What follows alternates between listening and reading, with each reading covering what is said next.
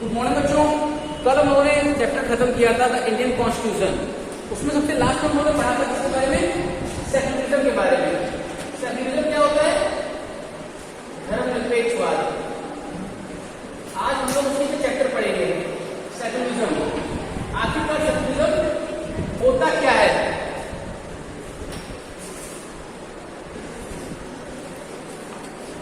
सबसे पहले एक चीज सोचो कि मानो तुम लोग क्या हो, हिंदू हो या फिर कोई तुम्हारा दोस्त है मुस्लिम, और तुम लोग रहने जाते हो कहाँ पे? यूएसए। और वहां पे क्या कौन लोग ज्यादा रहते हैं? क्रिश्चियन, ईसाई। अब वहां पे क्या होता है कि तुम लोगों को घर नहीं मिलता रहने को, कोई रेंट पे तुम लोग को घर नहीं दे रहा है। क्यों नहीं दे रहा है? क्योंकि तुम लोग हिंदू हो या मुस्लिम हो। वहां पे सारे कौन लोग रहते हैं? क्रिश्चियन रहते हैं। तो वो कह रहे हैं कि आपको अगर यहाँ रहना है तो आप क्रिश्चियन होते तुम रहते, तो आप क्या करोगे? उसके खिलाफ आवाज उठाओगे, भाई ये क्या बात है? और मानो तुम उनके एम्बेसी में जाओ, वो कहो कि भैया हमें रहने की जगह नहीं मिल रही है, हम क्या करें? वो कह रहे हैं ऐसा है, आप भारत चलिए, वापस जहां से आए वहीं चले जाइए। तो क्या हुई? आपकी एक तरह से इंसल्ट हो गई। आप उसके खिलाफ कुछ ना कुछ कदम उठाएंगे, कुछ ना कुछ कोशिश करेंगे, लेकिन मानो फायदा होता है नहीं होता है।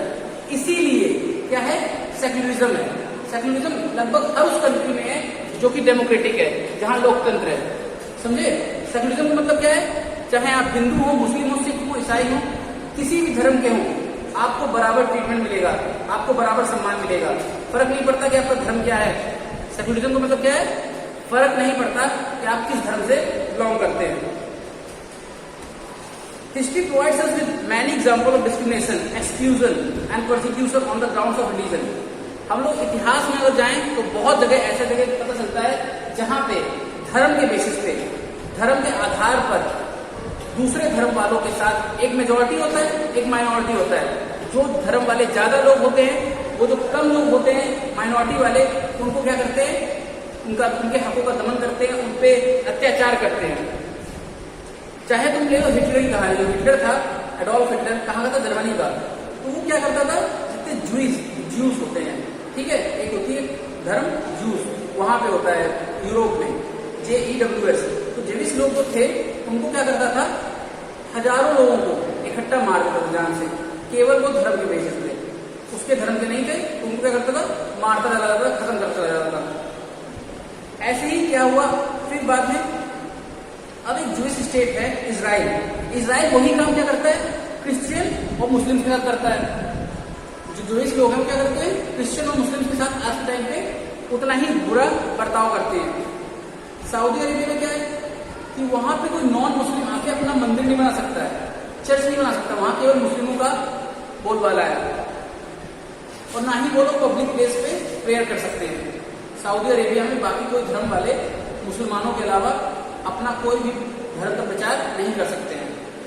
In all of the above examples, member of one religious community either persecute or discriminate against member of the other religious community। कह रहे जितने भी हमने एग्जाम्पल पढ़े अभी, उस सब में क्या हो रहा है? एक माइनॉरिटी है, एक धर्म वाले माइनॉरिटी में, एक मेजॉरिटी में। जो मेजॉरिटी वाले वो माइनॉरिटी वाले क्या कर रहे हैं? दबा रहे हैं। These acts of discrimination take place more easily when one religion is given official recognition by the state of the at the expense of other religion। ये खासतौर पे उन देशों में होता है, जैसे हमने सऊदी अरेबिया पढ़ा, इजराइल पढ़ा, ये ऐसे ही देशों में होता है जहां पे क्या होता है? उस देश में एक धर्म को मेन घोषित कर दिया जाता है, एक धर्म को क्या किया जाता है? ऑफिशियल बना दिया जाता है कि ये एक इस्लामिक कंट्री है, ये एक हिंदू कंट्री है। जैसे नेपाल एक हिंदू कंट्री है, पाकिस्तान एक इस्लामिक कंट्री है, सऊदी अरेबिया एक इस्लामिक कंट्री है। वहां पे इस्लाम को मेन धर्म माना जाता है, तो बाकी धर्म वालों को नीचे दिखाया जाता है, या उनको उनकी क्या नाम, उनकी फंडामेंटल राइट्स का हनन होता है। Clearly no one would wish to be discriminated against because of their religion not dominated by another religion. ये तो पक्की बात है कि दुनिया में शायद ही कोई ऐसा इंसान हो कि उसको केवल इस बात पे भेदभाव झेलना पड़े कि भाई हम मुस्लिम हैं तो हमको यहाँ नहीं घुसने दिया जाएगा, हम मुस्लिम हैं तो हम ये नहीं कर सकते, या हम हिंदू हैं तो हम ये नहीं कर सकते, हम वो नहीं कर सकते। हम किसी देश में केवल हिंदू होने की वजह से घूम नहीं सकते, या मुस्लिम होने की वजह से घूम नहीं सकते, या क्रिश्चियन होने की वजह से हम ऐसा नहीं कर सकते। ठीक है, कोई भी धर्म वालों को केवल धर्म के बेसिस पे आप गलत हैं, आप क्रिमिनल हैं, आपको मना किया जाता है, समझ में आता है। लेकिन अगर आपने कुछ गलत नहीं किया है, केवल आपका धर्म बिलोंग करता है दूसरे से, जो कि ऑफिशियल धर्म नहीं है उस देश का, तो आपके साथ क्या हो रहा है? डिस्क्रिमिनेशन हो रहा है तो वो गलत है। अब पूछा गया व्हाट इज सेक्युलरिज्म, सेक्युलरिज्म है क्या? In the previous chapter you read about how the Indian Constitution contains fundamental rights that protect against state power as well as against the tyranny of majority. पिछले chapter में पढ़ा कुछ fundamental rights थे, उसमें लिखा था कि कैसे उन फंडामेंटल राइट्स में लिखा है कि उन लोगों को बचाया जाएगा मेजॉरिटी से, कोई भी किसी भी तरह की मेजॉरिटी है उससे माइनॉरिटी को बचाने के लिए एक फंडामेंटल राइट होता है। The Indian constitution allows individual to the freedom to live by their religious belief and practices as they interpret these. Bharat के संविधान में साफ साफ लिखा है कि कोई भी इंसान किसी भी धर्म को मान सकता है, कहीं भी पूजा कर सकता है, कहीं भी अपना मंदिर बना सकता है, कहीं भी अपनी मस्जिद बना सकता है, कहीं भी अपना चर्च बना सकता है। धर्म मायने नहीं रखता है, धर्म मेन नहीं है हमारे यहाँ। सेक्युलरिज्म मतलब हम धर्म को ऊपर नहीं मानते सबसे। हाँ, अगर आप हिंदू हैं आप हिंदू बन के रहिए, आप मुस्लिम हैं मुस्लिम बन के रहिए, एक दूसरे में आप इंटरफियर ना करें। In keeping this idea of religious freedom for all, सबको आजादी है अपना अपना धर्म मानने की। India also adopted a strategy of separating the power of religion and the power of state. अब सेक्युलरिज्म के लिए, धर्मनिरपेक्ष होने के लिए सबसे बड़ी जरूरी चीज है कि हमें स्टेट को, मतलब देश को, जो भी हमारा देश है, जैसे भारत है, भारत का एडमिनिस्ट्रेशन, भारत का शासन प्रशासन, इसको हमें किससे अलग रखना पड़ेगा? धर्म से अलग रखना पड़ेगा। कभी इस बेसिस पे नहीं होगा कि हिंदू ज्यादा है तो हिंदू ही राजा बनेगा या हिंदू ही प्रधानमंत्री बनेगा। क्या किया? स्टेट को, राज्य को या फिर अपने देश को धर्म से अलग रखा गया। धर्म एक अलग चीज है और राज्य अलग चीज है। Secularism refers to the separation of religion from the state. Secularism का मतलब है सेपरेशन ऑफ पावर कर देंगे, किससे? रिलीजियस से। रिलीजियस बेसिस पे कोई काम नहीं होगा। पहले के जमाने में रिलीजियस बेसिस पे ही होता था। Why is it important to separate religion from the state? कह रहे देश को धर्म से अलग करना क्यों जरूरी है? As discussed about the most important aspect of secularism is its separation of religion from the state power. सबसे जरूरी चीज है स्टेट पावर से रिलीजन को अलग करना। This is important for country to function democratically. अगर भाई ये धर्म मेन कर दिया जाए, अब मानो हिंदू ही कह दिया जाए, हिंदू यहाँ पे ऑफिशियल लैंग्वेज है, हिंदी ऑफिशियल लैंग्वेज है और हिंदू ही ऑफिशियल धर्म है, यहाँ पे हिंदू ही रह सकते हैं, तो माइनॉरिटी सब क्या होगा? उनके साथ बुरा बर्ताव होगा। जो भी प्रधानमंत्री बनेगा, जो भी वोट होंगे, चुनाव होंगे, सब क्या हिंदू ही देंगे, हिंदू ही बनेंगे, मुस्लिम का कोई रोल नहीं रह जाएगा। तो इसीलिए इसको अलग करके रखा है ताकि हमारी कंट्री लोकतांत्रिक ढंग से काम कर सके। Almost all countries of the world will have more than one religious group living in them. कह रहे लगभग हर देश में, पूरी दुनिया में हर देश में दो या दो से ज्यादा ग्रुप रहते हैं धर्म के। मतलब हर ऐसा कोई किसी भी देश में चले जाइए, वहां ऐसा नहीं होगा कि एक धर्म के लोग होंगे, या मुस्लिम ज्यादा होंगे तो हिंदू भी होंगे, क्रिश्चियन भी होंगे। वैसे भारत में देखो हिंदू ज्यादा है, मुस्लिम भी है, क्रिश्चियन भी है, ईसाई भी है, बौद्ध भी है, जैन भी है, ना जाने कौन कौन धर्म है। Within these religious groups, there will most likely to be one group that is in majority। और ये पक्की बात है कि एक ग्रुप क्या होगा? मेजोरिटी में होगा। एक ग्रुप ऐसा होगा जो कि ज्यादा होंगे लोग, ठीक।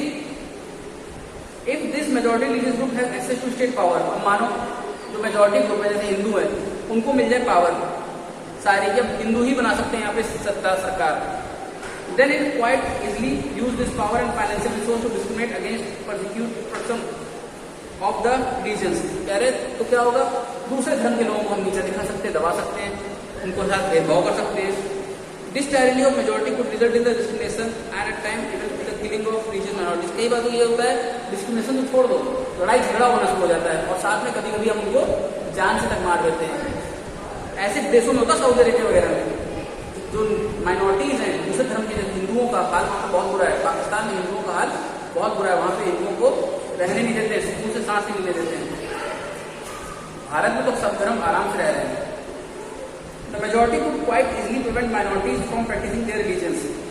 Any form of domination based on religion is in violation of the rights that a democratic society guarantees। यानी किसी भी तरह का अगर हम उनके साथ बुरा बर्ताव करते हैं या वायलेशन करते हैं, माइनॉरिटीज को परेशान करते हैं, तो ये क्या है? ये डेमोक्रेसी नहीं है, तो डेमोक्रेसी का वायलेशन हो जाएगा।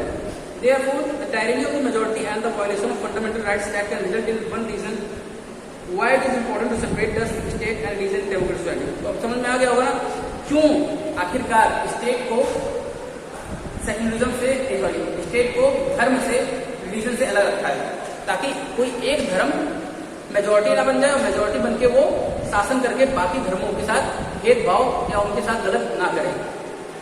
Another reason that it is important to separate religion from the state in democratic society is because we also need to protect the freedom of individual to exist from their religion.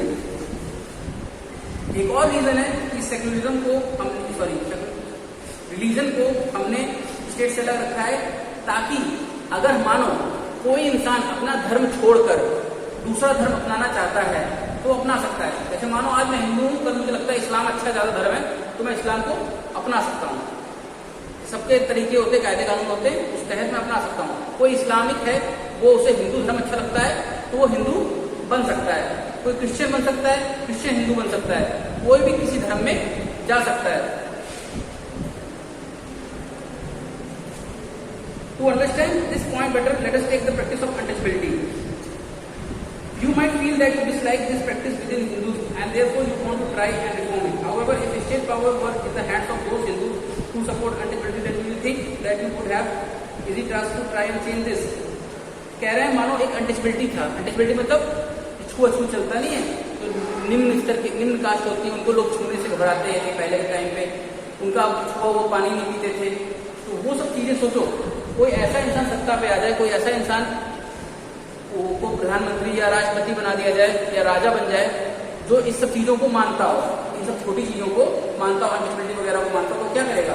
वो वैसी ही चीजें लागू कर देगा कि नहीं कर देगा? जैसी उसकी सोच होगी वो वैसा ही करेगा. तो हो सकता है कि तुम इन सब के बारे में सोच ही ना पाओ, धर्म के बारे में. आप फिर कास्टिज्म में आ जाओ कि भाई यहाँ पे जातवाद हो रहा है. Even if you were part of the dominant religious group, मानो तुम एक डोमिनेंट रिलीजियस ग्रुप के पार्ट हो, you might face a lot of resistance from fellow members of the community. तुम्हारी कम्युनिटी के मेंबर्स तुम्हें नीचे दिखाएंगे.